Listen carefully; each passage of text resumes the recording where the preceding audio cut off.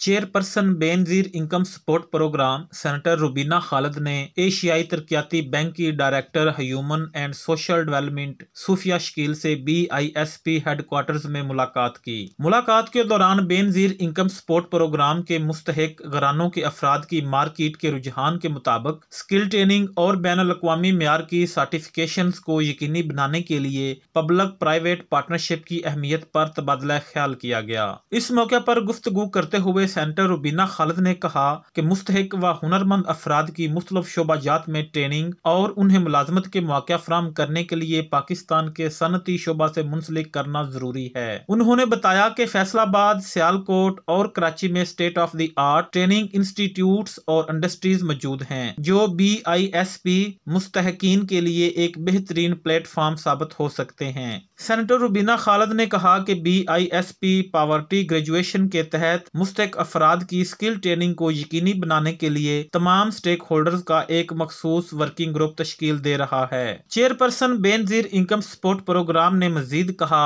कि BISP और ADB की टीमें पाकिस्तान के स्टेट ऑफ द आर्ट तरबियती इदारों का दौरा करें और तमाम स्टेक होल्डर्स पर मुश्तमिल गोल मेज कॉन्फ्रेंस का इनअकाद करें।